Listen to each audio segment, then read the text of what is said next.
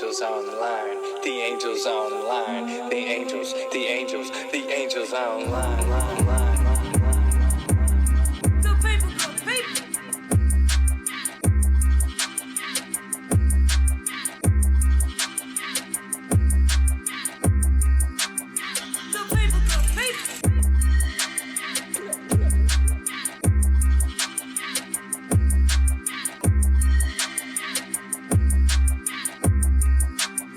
Good people, good people. Good people, good people.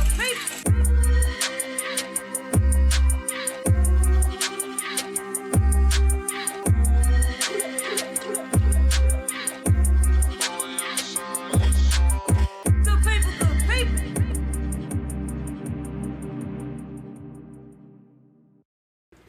Good people, good people. What's going on, y'all? This episode 9. We talking about teenage mental health, mental illness today. Brought to you by you know who, the youth. And you got to get the people what they want. I'm gonna start over here with on my right, actually. No, I'm gonna start to my left because these people are on the line. First person we got is Muhammad. Muhammad, tell the people what you do, where you from, where we calling from. Talk to me. Hey everybody, my name is Muhammad. Hey, I'm a retired military veteran. I'm currently in IT right now and also going down the entrepreneurial route. I'm currently residing in St. Louis, Missouri. Yeah, we here. Awesome sauce. Go ahead, baby. Yeah, moving down to Houston. Everybody loves Houston. So I just had to put that out there. I know that's right. Well, you know what? Guess what? Texas We period. got Miss Joseph in the building on the line. Talk to her. Tell us what you do, where you calling from. Hey, guys. So my name is Kosha Joseph. I am a licensed professional counselor licensed in Louisiana, Georgia, and Texas. I'm from Louisiana. I now reside in Houston. And I own Safe Place Counseling and Consulting Counseling Services, which is an outpatient mental health service here in Houston. Okay. Safe Place Counseling Service. Counseling. She is the owner of that place. So she's been doing this. And she got more than one. Thank you for being here. Thank you for having you here from Houston. And then we got our veteran. We got Miss Betty calling in. I'm going to let you tell us where you calling in from, Betty. Talk to me. Okay. My name is Betty Frizzell. I'm a retired chief of police from the state of Missouri. I'm an author of If You Can't Quit Crying, You Can't Come Here Anymore, a family's legacy of poverty, crime, and mental illness in rural America. I'm calling from Seattle, Washington. I'm also a NAMI, National Alliance in Mental Illness speaker for Missouri. Okay.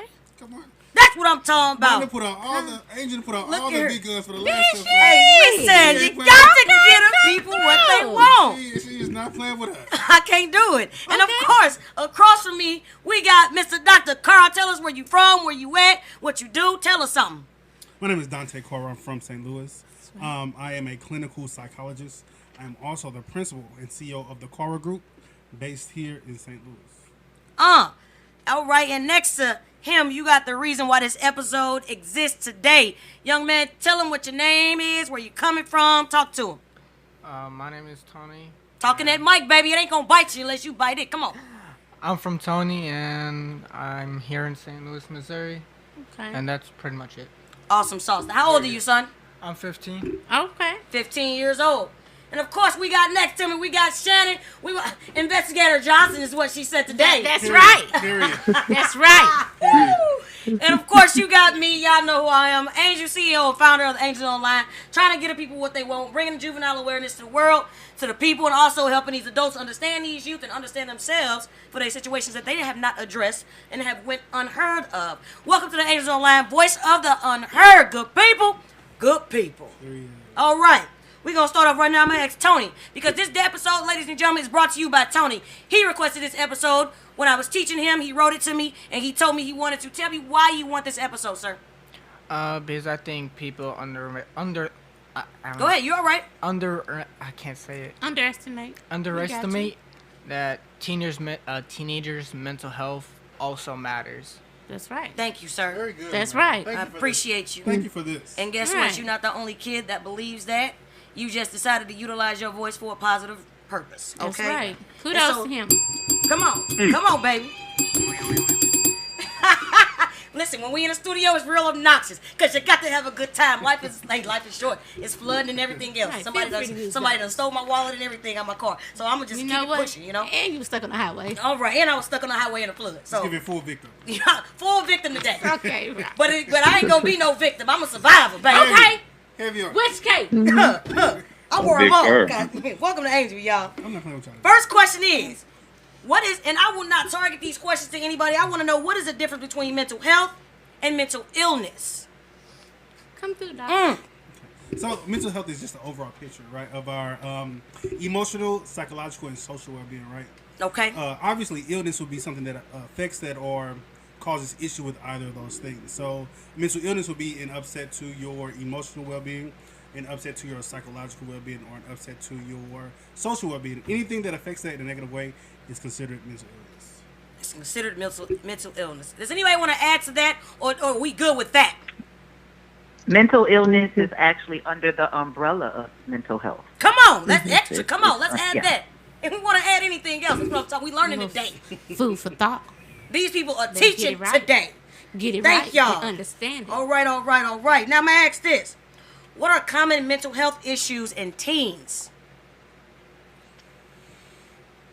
Megan?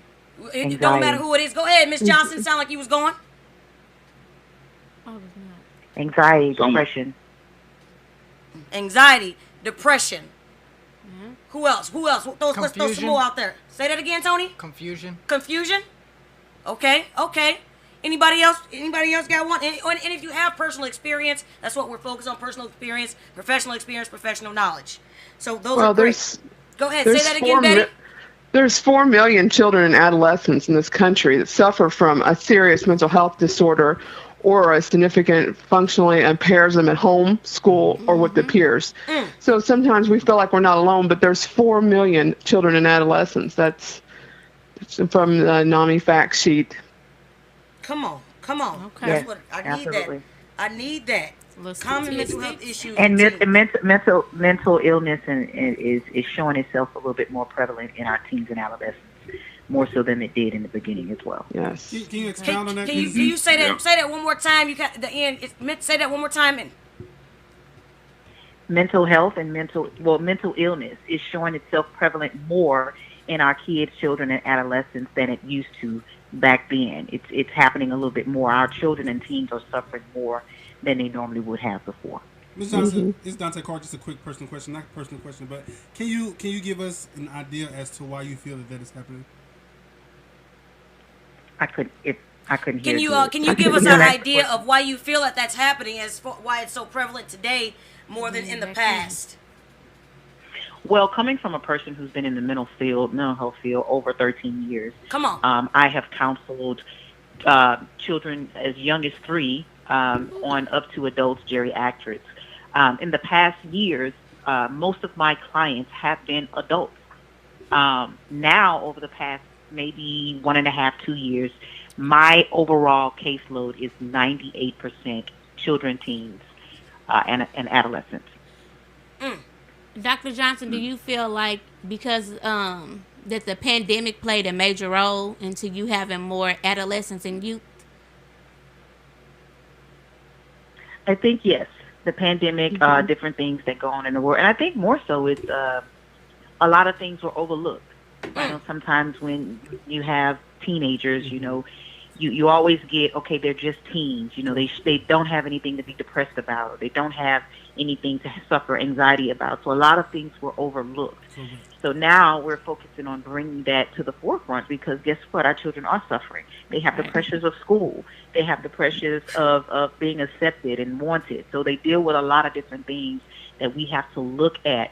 And a lot of behaviors that our children suffer from now, cutting, running away, conduct disorders, and things like that, they all come from things that they deal with inside the home or outside the home that they never really speak on. Correct. And I deal with adults mostly, but what I do know for a fact, and the statistics and the math will prove that most of the adults who suffer from these mental health issues as an adult is because of unresolved issues that stem from their childhood. Come on. That's true. I think that it's important. Correct. Absolutely. That's Absolutely. It starts 100%. the key Is the inner child. Yeah, no, period. You got to cater to that inner child Yep. because it's a lot of time. It starts at the child. I think we think that adults get old and they get crazy, or that we like to call them crazy, but no, they have issues that they are victims of certain things that affect their mental health. They had issues that their parents just wrote off as something basic, as something that runs in the family, or hey, that's just how that person is, and then they allowed that child to become an adult, and then the stigma and the issue grew with it, right? So now we're trying to fix the adult, but I think the focus should be heavy on addressing those issues in the child. That's right. And I'm so glad you said Unhealed trauma. Absolutely. That's Yeah, exactly- post-traumatic. Absolutely. That's Yeah, exactly what it is. PTSD. Say that again. I Say would- it again, Betty. And PTSD. PTSD. I would see that all the time in my classroom in North St. Louis. We think about that. We think about a military veteran or maybe someone who's been in law enforcement. But post-traumatic stress disorder can affect anybody. And a lot of the kids just don't. Like, I came from a very traumatic, violent home. And it wasn't a violent home. It was home. And it was a Tuesday. Those things happened to us every day or every other day. But then later on, when I got in a more normal, stable life as an adult, those things still came back. Triggers still came back. Things still happened. Absolutely. Because they were never addressed Absolutely. as a child, right? They were never Exactly. addressed. And Especially go ahead. They go were never ahead. addressed. Right. And that's what the kids are dealing with. And as teachers, when we're in a classroom, we deal with the after effect of what it is. We don't. They could be showing out for a trigger that we don't even know that, and they don't even know it's a trigger. Somebody heard me. I think somebody speaking to the gods today. Somebody heard me. And trauma and any type of trauma doesn't necessarily mean it has to be something growing out and drooling. There are kids dealing with adjustment disorder just in schools, or it's small things that can trigger. Having a new person in the home. A lot of those things can affect kids in a negative way that causes them to have certain reactions. And I always tell my parents, because with my agency, even though we see a lot of children, a lot of teenagers, we're not just working with the children and the teenagers. We're working with the family, the parents as well, because most of those things are deriving from the home. Correct. So it has to be a cluster of dealing with those things as a whole. And sometimes we do have parents that want to put their kids in services and just say, here, fix them. They don't want to do the work. They're in denial. They don't want to see that they're a part of the problem. Or the transgenerational trauma. They bring it. Yeah, the parents brought it to them, or the grandparents brought it to the parents, and the parents, and they don't know how to fix it because they don't know it's a problem. They don't know how. Let's talk about it. When you're dealing, that's like if you're dealing with a parent that was never told that their parent loved them. They can't give something that they didn't get. Exactly. So the child suffers because of that. And absolutely, I have parents who think that their children are out of control and they don't know how to handle the child, when really they don't know how to parent that specific child who's dealing with all these issues, right? All this unresolved trauma. A lot of these parents are looking for triggers that are similar to the ones they dealt with as a child. Times are different. You have these young people have social pressures. They have social media to deal with, accepting a constant comparison against the things they see and hear. No, it's much different. These parents can't go off the things that they had when they was a child. Oh, the sketchy person next door. No, the sketchy person is now in their hand on their phone. Right. For example. So there's so many different triggers. These kids are being hit with so much, so often, so frequent and so different that they can't adjust to one strange thing or one unusual feeling or emotion. They're getting so many just random times all the time. That's true. Because what wasn't okay when we were growing up is okay now. So it's almost like I tell a lot of my parents, this is their world. We have to form to their world now. We have to think of all the things that they're dealing with, and we can't respond how we would then. Correct. And I always give the example of me having a 17-year-old and me being a parent, and I've had a rough day at work, and my son comes to me and says, Mom. And if I'm having a rough day and I respond and say, what? He says, never mind. I've lost him. So whatever he has to tell me in that moment is gone. What if it was something serious? So I have to be mindful of my reaction. Man, come on here. Mindfulness. When my kid comes to me, to be open, to not respond in a negative way because I don't want to lose my child. We have to give them that voice. And We can't say that just because you're 15 or just because you're 12, you don't have a voice. You can't be respected. That's not the case. Welcome to Voice of the Unheard, baby. The Angels Online. Come on. We won't know.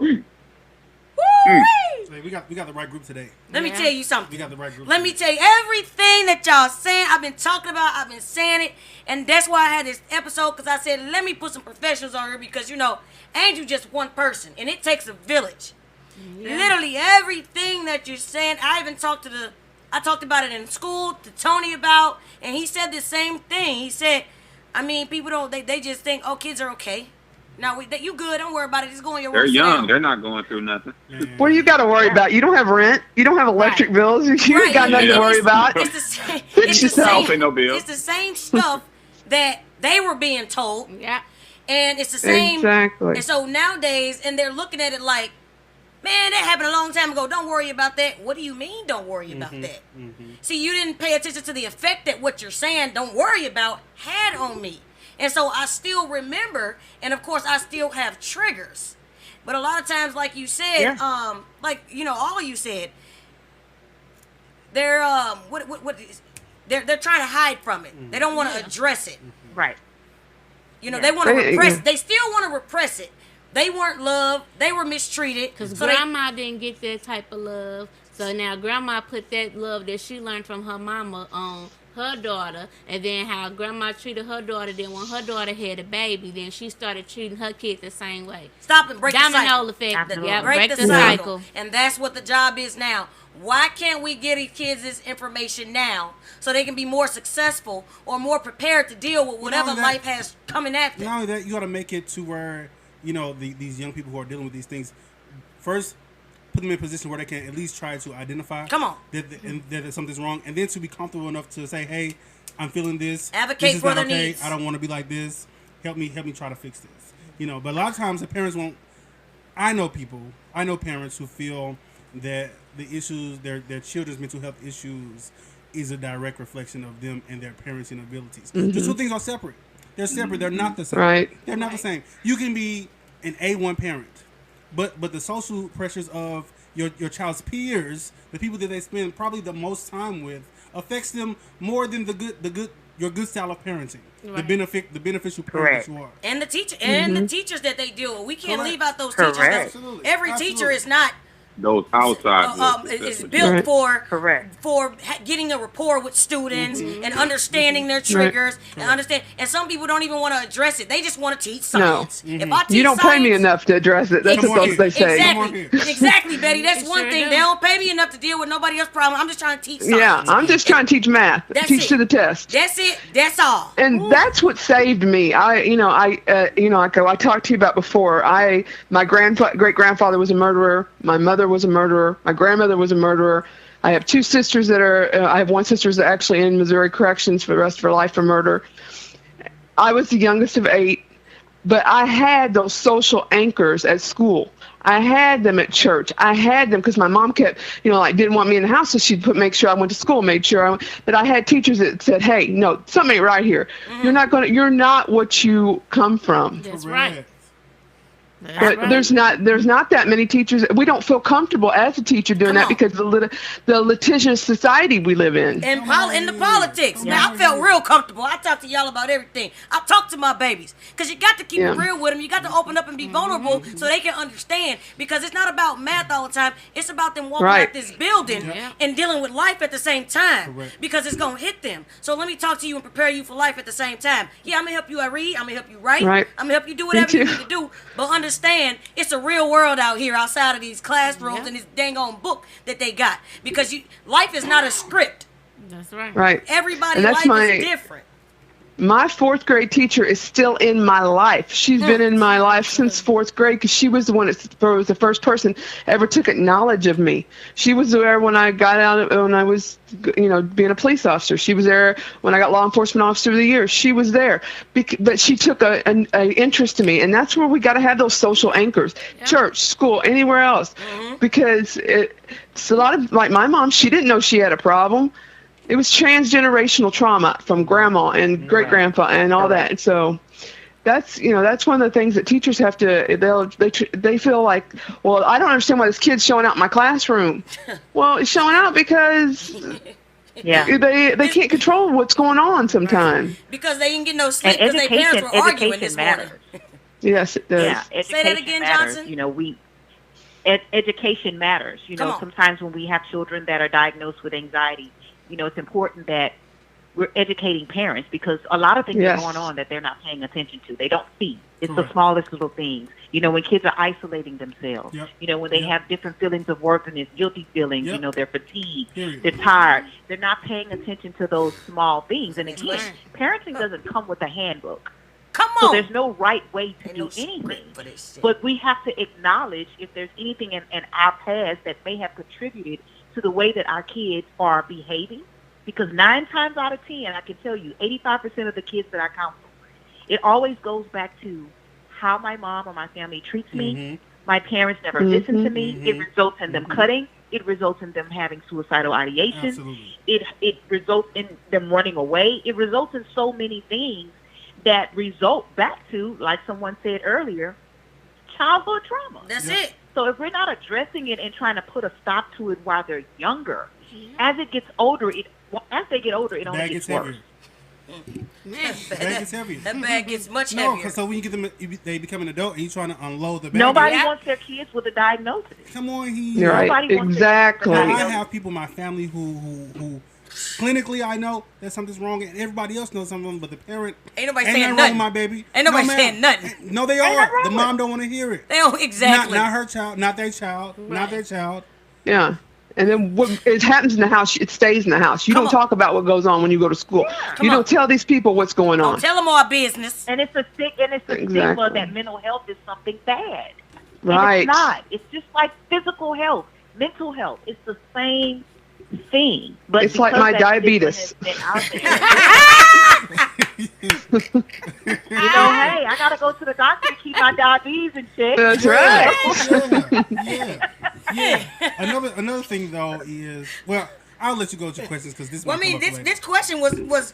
I mean, Johnson, Ms. Johnson, I was gonna say, what are some warning signs of mental illness in teens?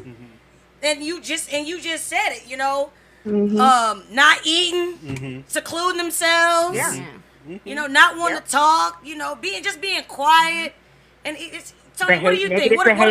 What are some things, Tony, that you see that even maybe that you may have went through? Like avoiding other people, not even wanting avoidance, to purposely avoiding. Separating yourself with your family. Separating yourself from your family.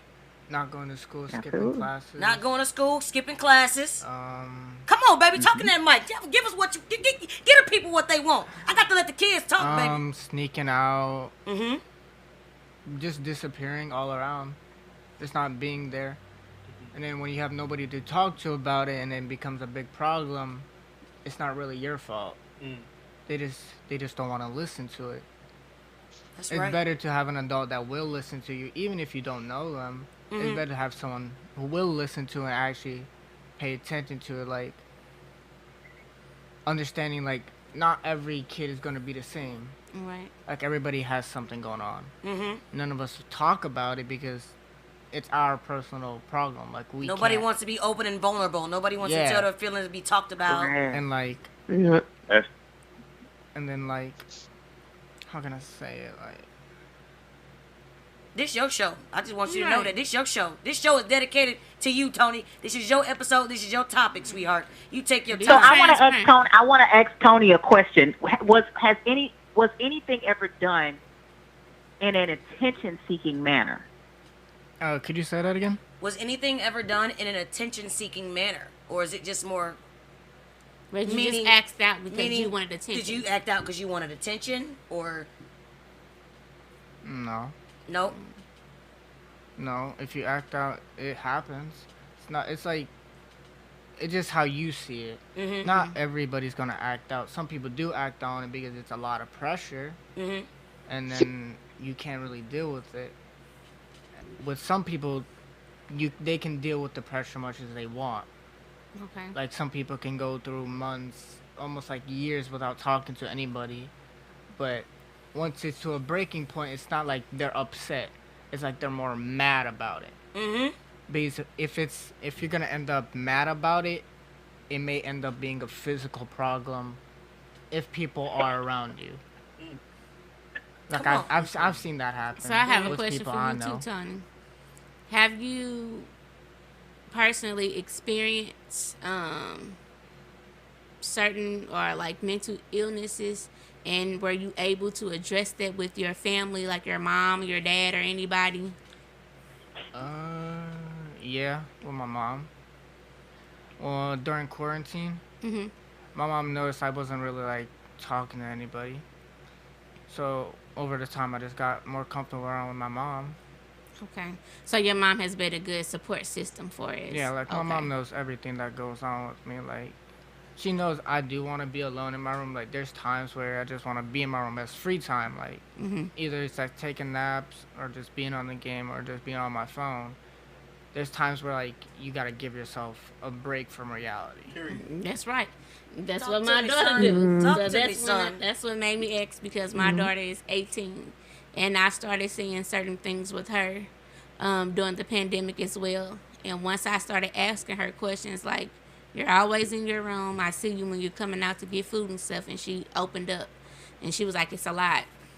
Being virtual, taking 8 classes online." Like she was slowly like losing herself. So she was open. I came up with a journal where I was like, however you feel, if you want to cuss in your journal, whatever, this is just a journal between me and you write down however you feel. I read it and then I respond back. So once we started doing that, her communication got better. Yeah, like I had that issue during this school year. Like I didn't really show up. Miss Ramsey knows I didn't even show up for half of the school year because it was just the expectation for school was high. They expect you to ace every class and understand what they're talking about. It's just everybody learns differently. Like Right. some people can learn Different math ways a of learning. lot slower and then a lot faster. Mm-hmm. It's just not everybody's gonna understand it. It might Right. take people 2-3 weeks. From what I know, they will. What was the math teacher's name? I forgot his name for 8th grade.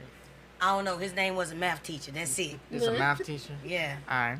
That teacher. That teacher. I ain't gonna say nobody's name. I That, don't know them. That teacher. My name Angel. I'm the Angels online. You don't get me. I'm Angel. I'm Marie. The math teacher. It was too much for you. They want you to learn right then and there, and it Yeah, takes like you. they were saying like it takes a week for us to memorize everything. So did they do anything for us to help you to retain whatever information? Is that what it was a big issue for you? Because they expected Just homework. you. That's really Okay. This was No, this In school year. person. It's in person, so it's where I will sit right next to him and say, "All right, we're gonna fix this word. We're gonna do this." You know, but that's me. Everybody's not Miss Ramsey. Right. So you, You know what I'm took saying? time out. I'm gonna take all the time I need. I said, I'll buy you some flashcards if I got to buy. Okay. I don't care what I gotta Make do. you some. But I mean, so that goes to say, because Betty and Johnson said stress is a school, right? Betty, weren't you a teacher at some point? I think you said. Oh, Yeah. Betty was a teacher, yeah. Okay. Said in North City. What would you have done in this young man's situation where he feels disconnected from the curriculum, he's not picking it up?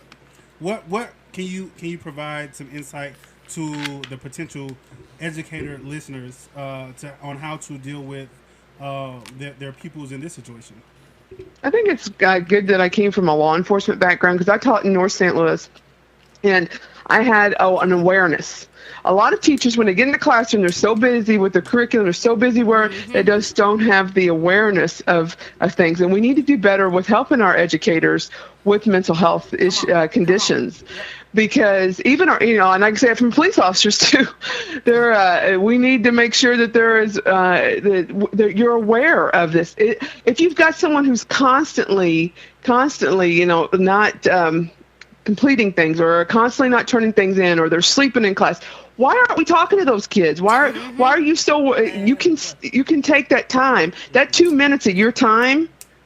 Come on. It's a lifetime to those kids. It's a savior. It's a life-saving it's a life saving is what it is. It could It be sure stopping is. them from committing But suicide, they wonder from why. running away, from doing something crazy. It could be anything, but just giving them a voice. And they wonder Right. why they don't say nothing to the teachers. You know, because what Yeah. have you shown me to make me feel comfortable enough to tell you Correct. what's going All on? you do with is me? yell at me. All you do is, Right. why Yeah. you sleep? Why you Be sleep? quiet. Instead of asking why I'm sleeping in class. You know what I'm saying? Why you Take it- sleeping? You Because- know what, baby? What's going on? Is something going on? Put the meth down for a minute. Put that down. Let's figure out what's going on. You gotta Half of address- all people who experience mental health conditions in their lifetime start experiencing them before age of 14. Period. Absolutely. But other teen members might not experience them until later. Nobody develops, there's not a cookie cutter explanation, of why this happens to certain people. But as a teacher, it's my obligation to know what's going on. I got to have care, custody, and control of that classroom. Yes, you And do. that means I'm putting these people back out on the street. Come on. But I want them to be a person that's going to be able to survive this world, because this world ain't easy. Not at all. Ooh, hey Mo, I wanna go to you, Mo, real quick, because Betty mentioned somebody in the military. You went in at the age of 18, right? Yes, I did. You were still a teen at that point, young man. Ain't really been Still a out. lot to learn. It wasn't in the streets. Wasn't in none of that. So of course you had to learn how to be a man by yourself out there, right? Yeah, that's I'll go ahead. Sorry. Give me some. How was your mental stability, or what was your personal experience with other young men that went in with you, or how you dealt with some things? Actually, I had some very close friends in high school that's no longer with us. I actually went off to basic training, and he passed, just like you say, in the streets. So I wasn't really. I had to grow up early, but I say patience, and God kept me with that one. It's a lot of professionals on the call, so I say relationships really helped me get through like past traumas and things like that. So when I left the military, I had a lot of help. For anybody who knows the military, they offer a lot of help and service and stuff like that. I've had soldiers under me that have lost their lives. And even in school, in the homes, military, wherever it is, I think we really got to learn how to just be human beings first and develop relationships, learn how to love yourself. You know what I'm saying? On a daily basis, find something that you would like to do that helps your mind, body, and soul. You know what I'm saying?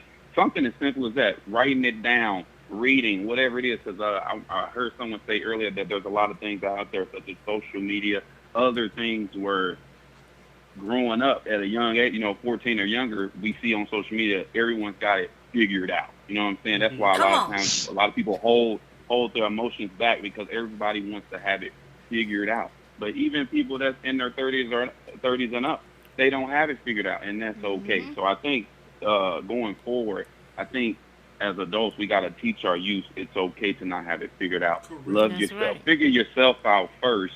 Develop those relationships and figure yourself out first before you go out here and try to figure out what this life is all about. You know what I'm saying? Because in life, you'll only have you first and then those around you. And she said, I forgot his name, but someone said that they're still in contact with their 4th grade teacher. That's Betty. That I was listening. Yeah, Betty. That taught me you gotta create an environment for people to to plant that seed for them to grow. You know what I'm saying? It's about creating an environment for people to grow. There's going to be negatives in life. There's going to be positives in life. But just like a battery, it doesn't work without that negative and that positive side. Right. That positive side. That's right. So that's what I got to say on that one. Come on, Mo. That's I right. appreciate you. Matter of fact, I appreciate everything that's going on right now. That's right. You got to give the people what they want. My goodness. Good people. This conversation is going like I needed to go, because that's what it is. It's a conversation, and we basing it on the topic. Shout out to Tony sitting over here, opening up, talking to the people, giving the people what they want. You are appreciated. You are listened to. We are heard. Voice of the unheard. We understand you, baby, and we're here for you. Do you got any questions thus far? Do you want to ask anybody any specific questions? You do. I got it for you. I remember. I got it. Before I ask that though, I'm gonna ask this, because we already said. What causes mental illness?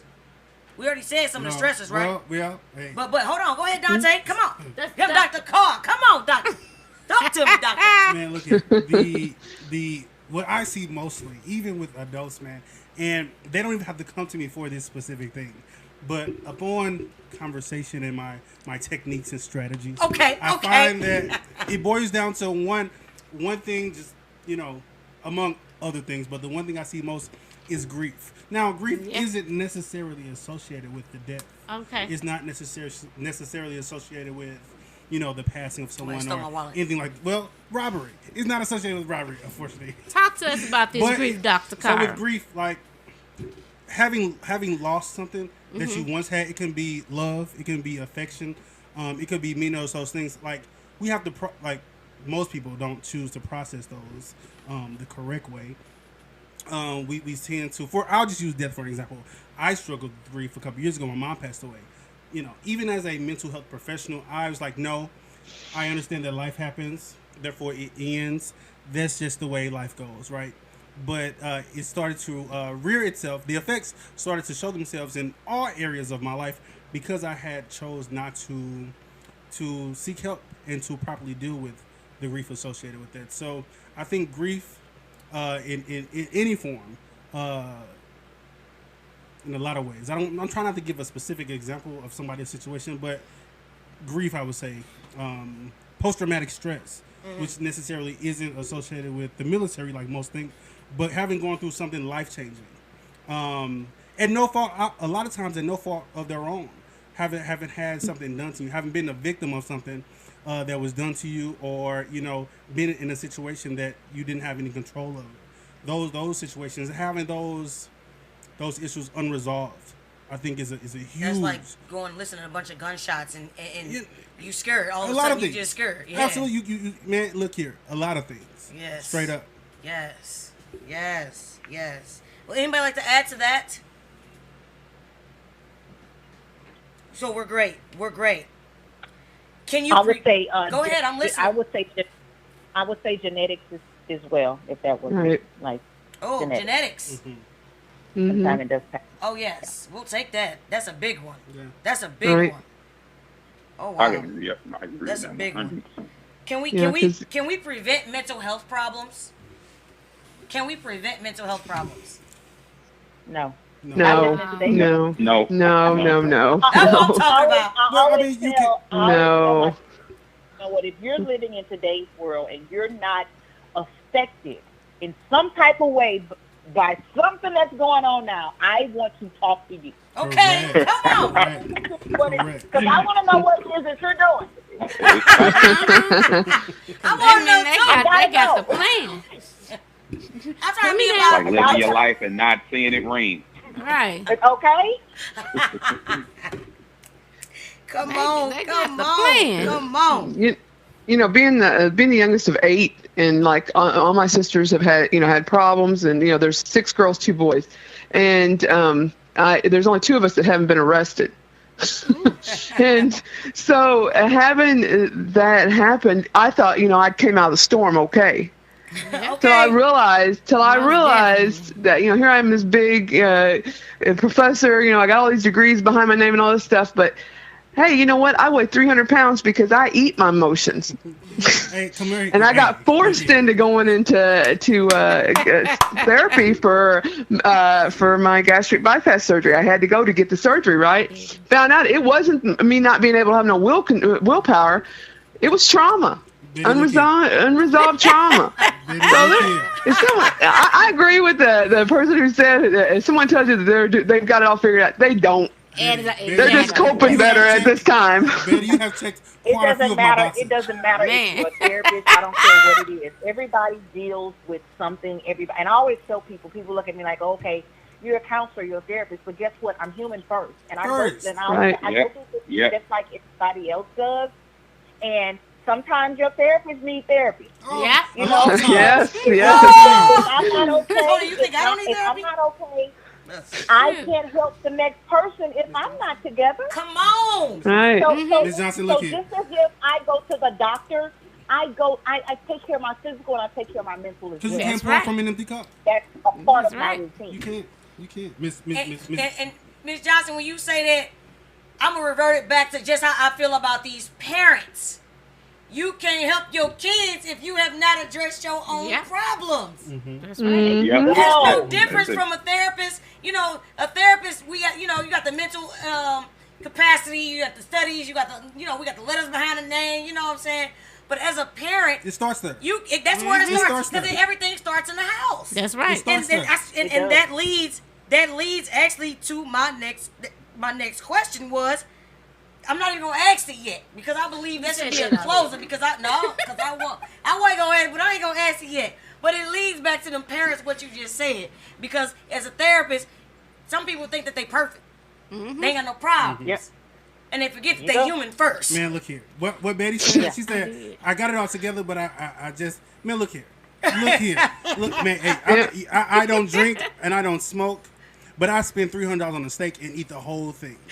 Which is why, a birthday cake. There wasn't a birthday cake sitting in a 50-mile radius from me. We're going to have to connect.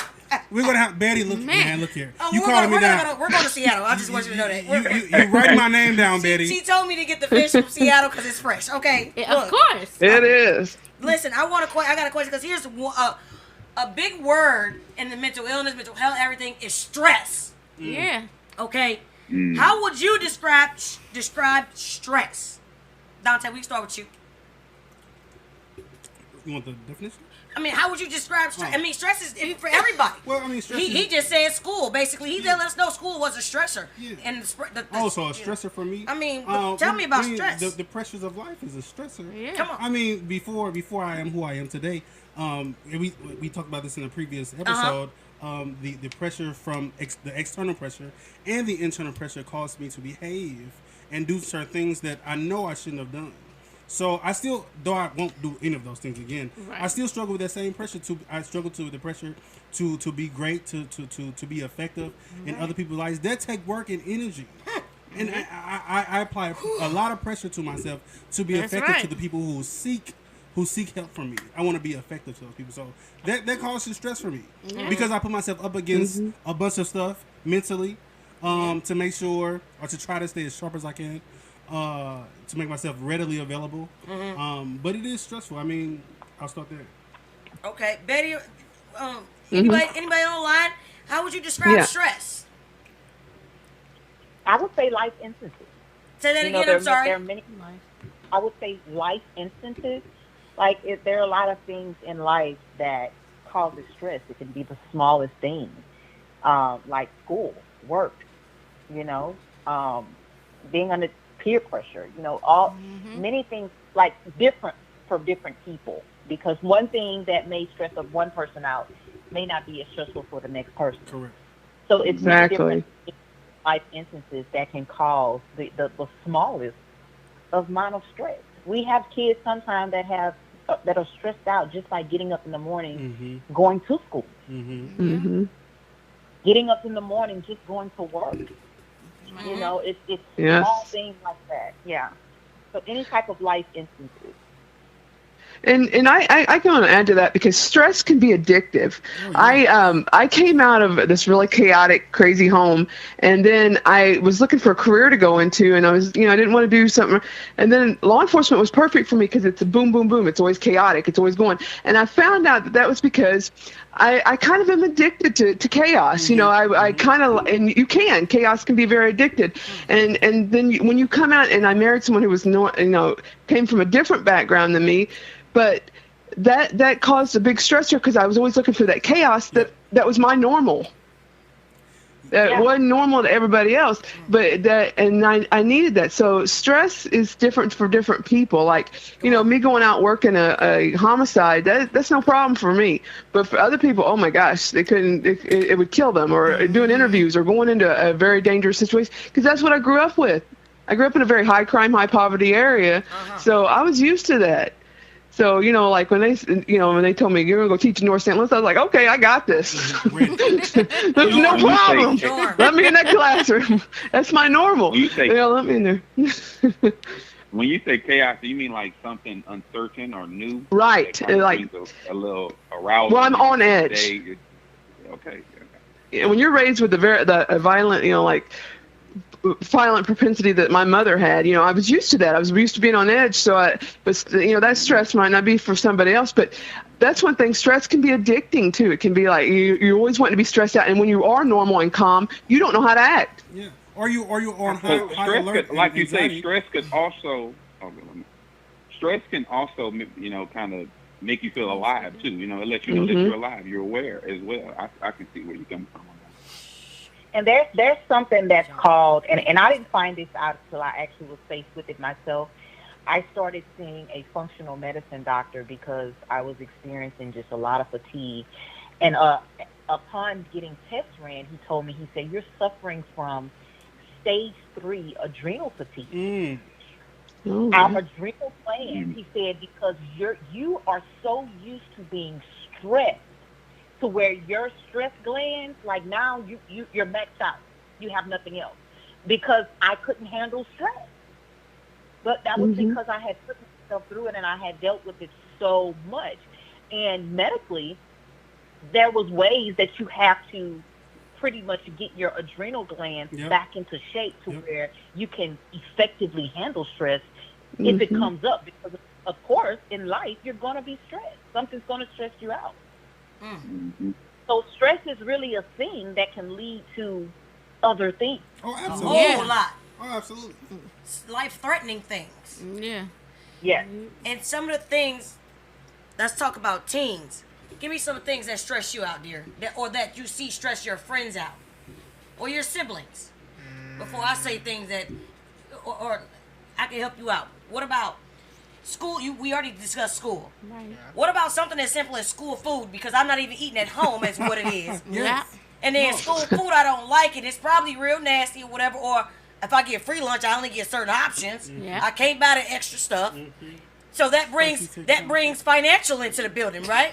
That brings, he ain't got no money to buy stuff or whatever. Right. Your family struggling at home. That's another stressor. I ain't got no money. What about the clothing that your peers are wearing, and you want to fit in and you can't afford that, or the new trend that's going on? That was a big one. The new trend in society, or what about parents? My parents are married, or your parents are divorced. Yeah. You a single parent home. Your mama ain't got, what about where somebody's parent works? That's a stressor for a kid alone. And a kid talks about it. Some kids said, well, my parents have college money saved up, and some kids are like, Right. what is that? What does that mean? That's a stressor. Why? Because they like, damn, I want to go to college. What about walking down the block for some of these kids in the inner city?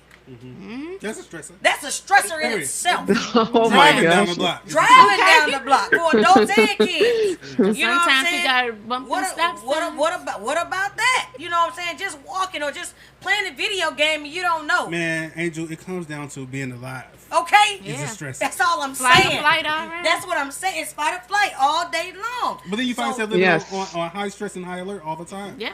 Especially if you're part of certain So welcome to demographic. society. But this is what we have to explain to kids in society now, so that way they can be more equipped and advocating and stepping out on the block and being able to walk down the street with their head held high and able to address whatever needs that they see fit. You know what I'm saying? Just something simple as going to a stop sign or going into a restaurant or something like that. Just being comfortable about being great and knowing, okay, understand, I know I am in this area or whatever, but things are happening any and everywhere these days. So stress is not just in the inner city. Stress is in the burbs. Everywhere. Stress is everywhere. Stress is the person giving you your medicine in the hospital and making sure they're giving you the right medicine. It comes down to stress is an internal thing. So you can leave North St. Louis and go to Atlanta. The stress is going with you, especially if it's internal. Okay. A lot of times it is internal. It's how we process, because how we you're gonna understand. be looking for that same thing. You're gonna be like, wait a minute, wait a minute. Correct. But you gotta somebody be like, hey, that's fine, we're here. I'm like, no. Yeah, This can happen anywhere. And I Correct. know because I'm from so and so. It can happen anywhere. It's the same. It reciprocates. It doesn't matter if I can be in Houston, Texas, where Johnson calling from. I could be in Houston, and something can happen out there. Being in the criminal justice system, I've seen so much, and the offenders happen to be all different diversities, and the problems happen to be very. It's a wide variety of issues and problems and criminal offenses that are being committed. So when you look at it, it's like stress is with everybody. I don't give a Right. damn. I don't give a damn if it's sexual abuse, gun violence, education, I be stressed. self emotional healing. You know, it's everywhere. Yeah. So I'm glad we discussed that or whatever. And we discussed what did you want any specific stressors that you have, Tony? This your episode, baby. We ain't gonna leave you out. You got the juice. Yeah, right. Being somewhere different, like not from like a different like state or anything. It's like being in a different part of the city, like East St. Louis, North St. Louis. Not everybody's aware of like it's different. Like East St. Louis has a bad environment. That's all Illinois. Around. Yeah. Yeah. It has an all around bad environment around it. Mm-hmm. You don't see it as like the city. Mm-hmm. When you're in the city, it looks peaceful, but it really isn't. It's just more active.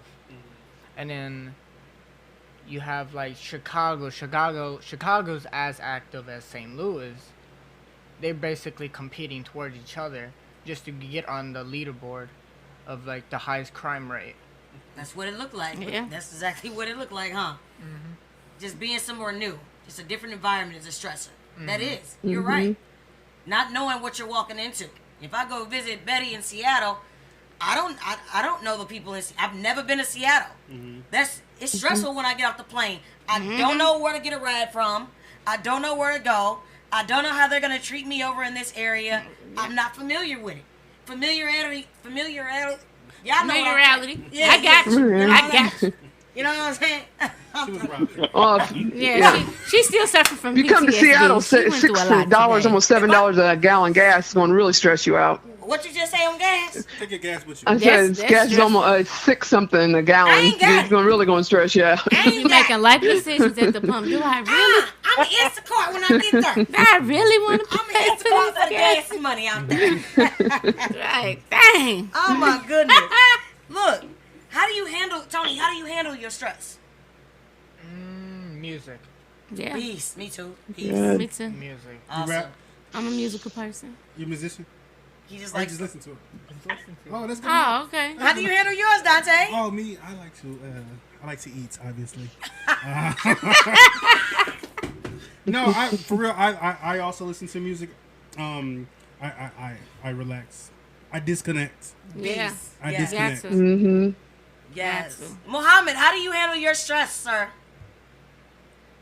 Meditation, breathing, being Yes, grateful sir. just where my feet are in that current moment, putting down the phone, just having that realization of where I've been, where I'm going, and where I am now. Very good. Come on, my man. Come on.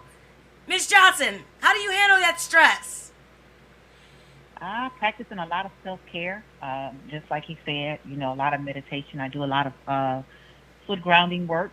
I always tell people sometimes being on the go and just dealing with life, we sometimes forget to stop and appreciate Yes, we do. the small things, Yes, just like air, So sometimes I will go out and take those shoes off and walk in my grass, Come on here. lay outside on my hammock on my That's patio, But Come on. I try to do something that's going to bring me some type of serenity and peace in regards to my stress. So I think that's actually important. Awesome sauce. Betty, how do we handle that stress? How do we do it, Betty? Well, I used to be the birthday cake. It went away, but now I exercise. I play in my worship team.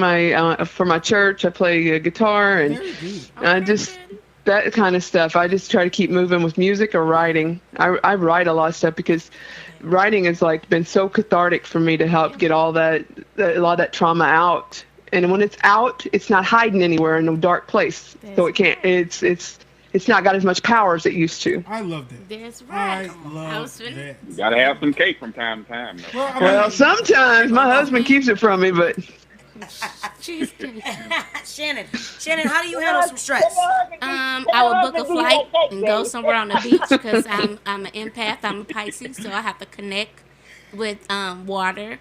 I do 12-minute journaling where I reflect and I give myself some time and I go back and read it, then burn it.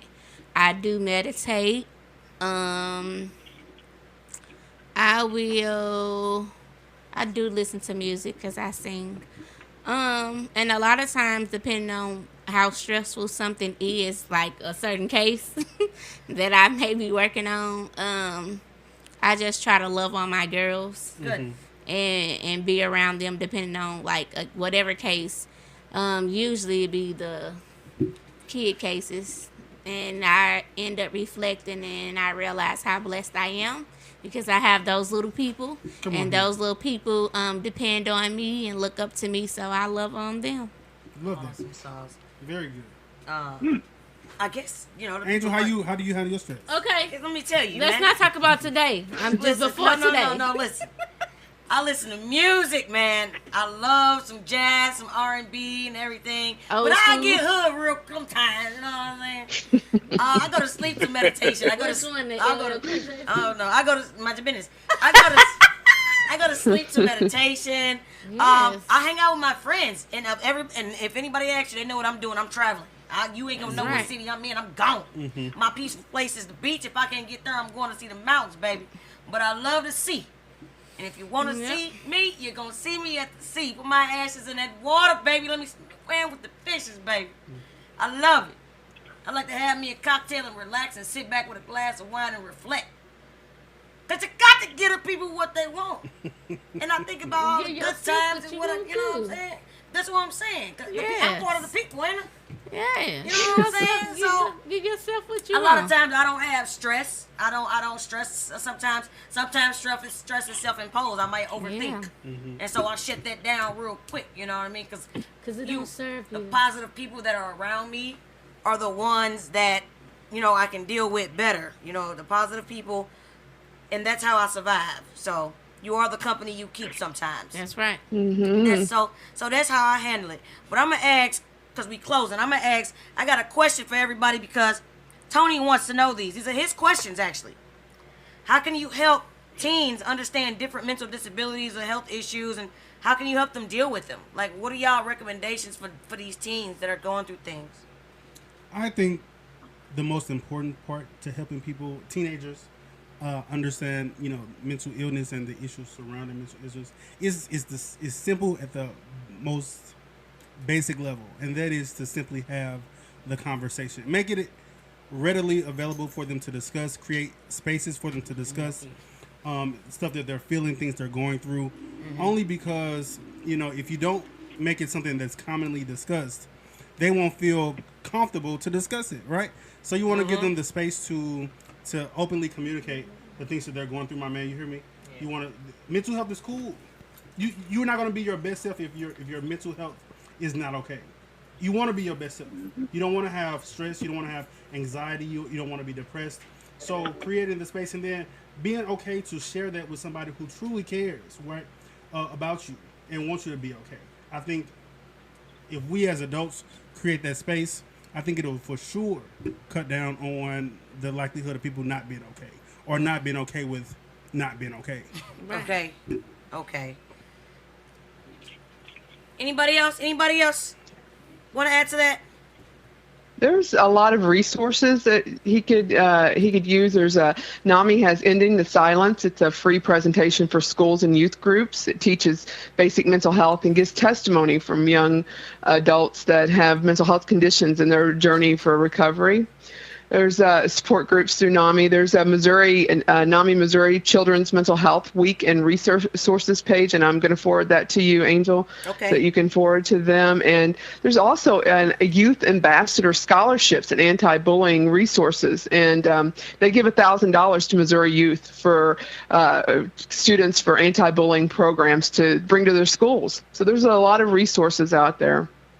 Boom, and that adds to, because I was going to ask about resources, but we just talked about that too, and so if anybody have more. Ms. Johnson, do you have anything, or Muhammad, do you have anything? I don't really have any. Okay, good. Mental health is definitely something that is important, and we have to really pay attention to it and embrace it. Good. And that's more with understanding it. Just listening to everything that we said today, it literally evolves around that question. Like everything that we talked about today, and like he said, just embracing it. And you asked that question for the people, and I hope other kids will listen and get it. I don't care if it's a year from now, they go back and listen, and that's what the Angels Online is about. If somebody's trying to figure something out, they can come in, they can just be like, you know what, I'm finna go listen to the Angels Online. Let me go see what I'm pretty sure they got something on mental health. And if they don't, info at theangelsonline.org, put your idea out there. That's what we can do. And we just talked about resources. Last question I want to ask is, for everybody, how can parents help these kids? How can parents address these, pay attention to them? What advice do we have for parents? I'll start. Go ahead, ma'am. As a parent, I always try to keep communication open between me and my kids. And as a parent, I'm always watching my kids, so I know when certain things are going on. So I will always have like a moment. Like when they come home, I always have to ask them, how was your day? How was school? A lot of times I have it where if I tell them if my door is open, whether it's closed, knock on the door. If however you feel, come in there and talk to me.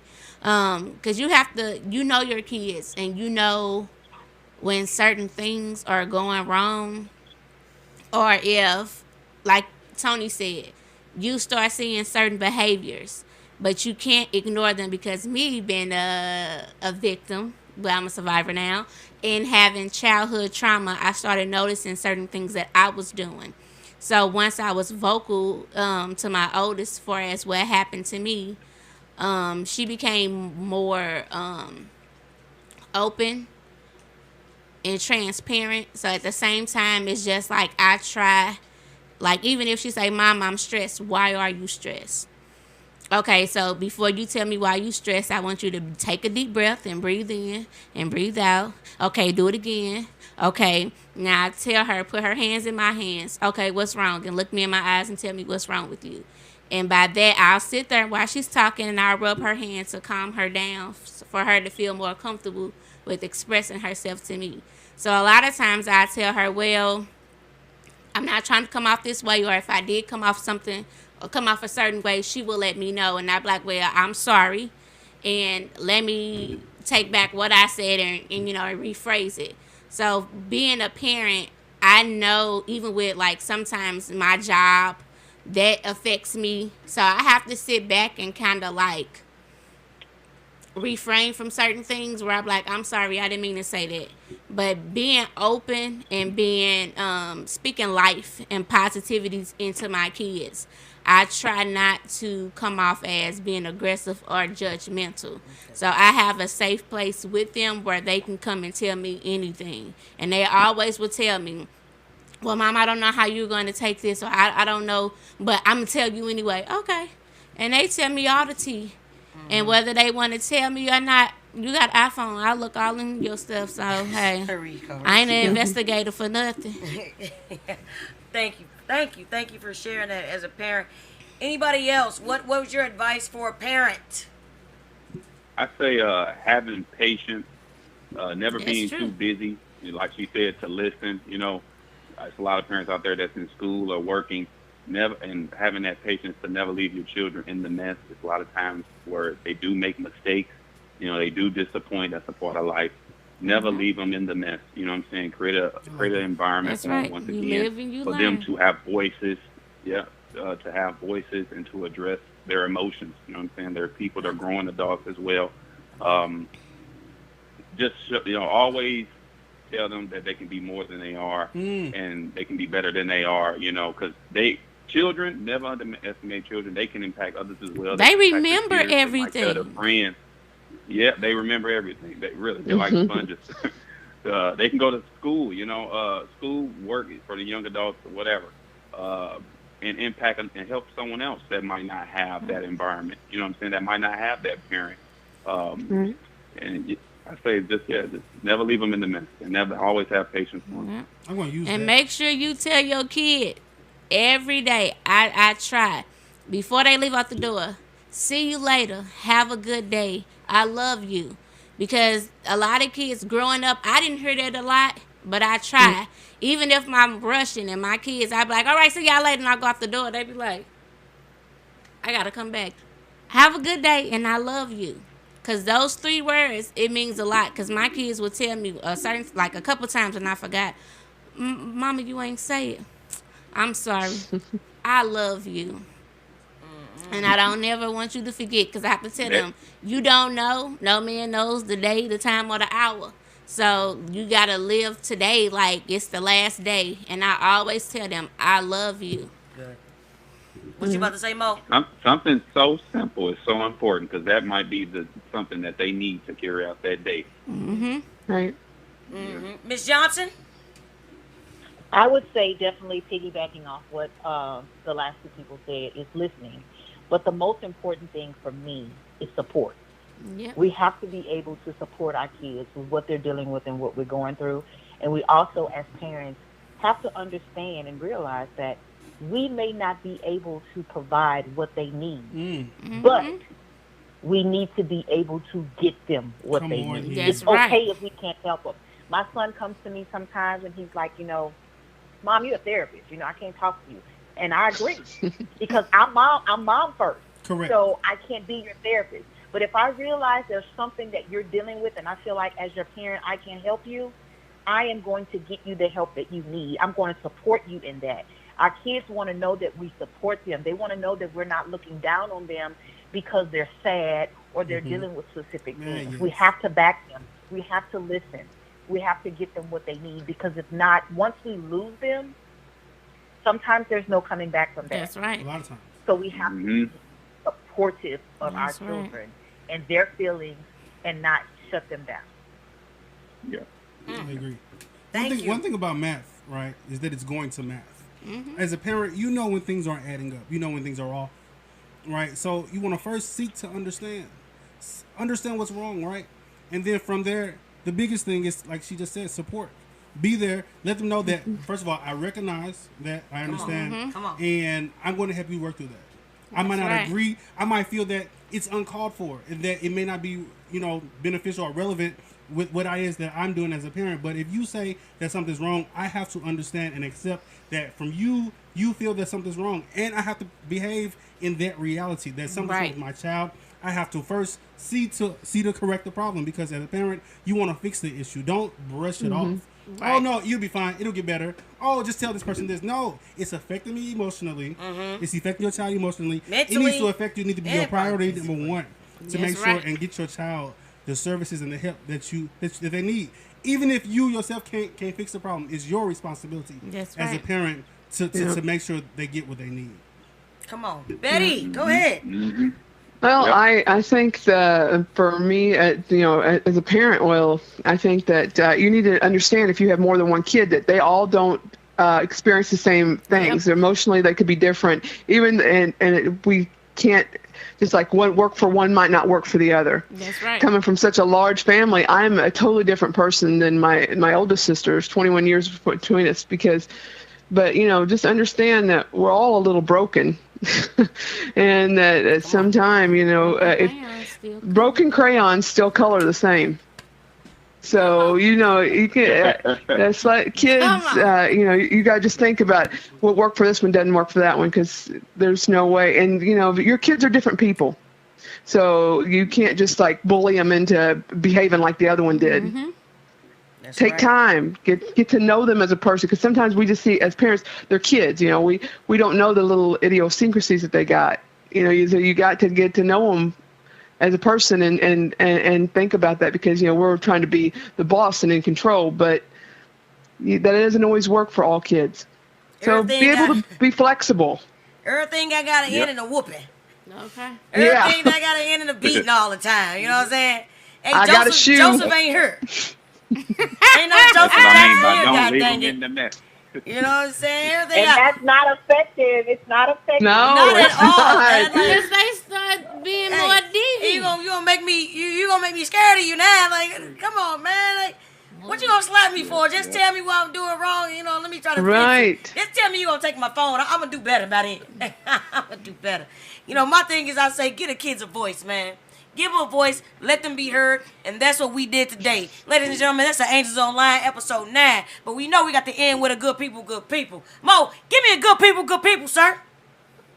Good people, good people. Miss Johnson, give me a good people, good people. Good people, good people. Yeah. Better you know what to say. Good people, good people. There it is. I like Daddy. Dante, come on. Okay, we got Good people, good people. Tony, what's up? Say it, baby. Good people, good people. Shannon, come on. Good people. Ladies and gentlemen, that's the Angels Online. You know what I got to say. You got to get up people what they want. If you would like to hear from anybody on this episode, you can hit up info@theangelsonline.org.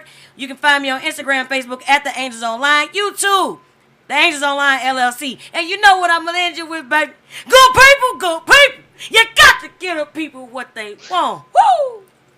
Ladies and gentlemen, thank you for tuning in to The Angels Online, Voice of the Unheard. Please stay tuned for the next episode next Wednesday, each and every Wednesday, and hopefully we motivate, influence, and inspire you. You are someone's angel. Remember, all voices matter. Peace and love from the Angels Online, Voice of the Unheard. Good people, good people. Good people, good people.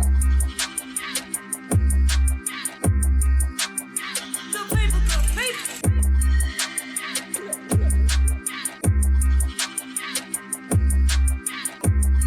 Good people, good people.